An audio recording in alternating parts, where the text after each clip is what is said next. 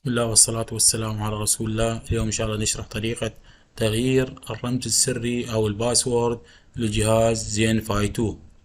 في البداية نروح نكنك على الجهاز. هاي عندي زين فاي، أقول له كونكت. بعد ما أكنك على الجهاز أروح أفتح المتصفح جوجل كروم وأدخل الاي بي موجود بظهر الجهاز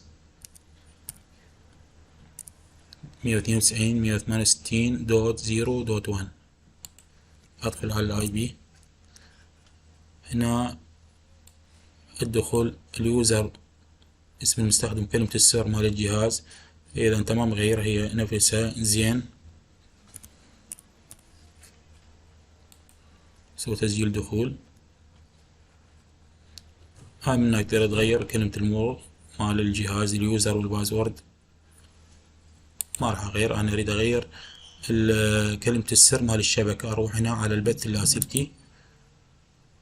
هنا تغير اللغة منها إذا إنجليزي أو عربي. هاي إنجليزي أو عربي. فأروح على البث اللاسلكي حتى أغير كلمة السر مال الشبكة. منها نقدر نغير اسم الشبكة، وهناك كلمة المرور نقدر نغيرها. هسه مثلا كلمة المرور هي الموجودة اللي عندي، راح أغيرها أخليها مثلا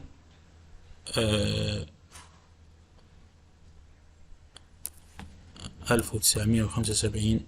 1975. هسه أنقر على حفظ وتطبيق. هسه راح تختفي الشبكة، تغيرت. هسه الشبكة راحت عندي. هسه لازم أسوي تسجيل دخول. هسه إذا أغلق راح أسوي تسجيل دخول. هاي زين فاي، أقول له كونكت. ما راح يكنك لين راح أدخل لازم كلمة السر الجديدة. هسه أدخل لازم كلمة السر الجديدة اللي أنا سويتها 1975.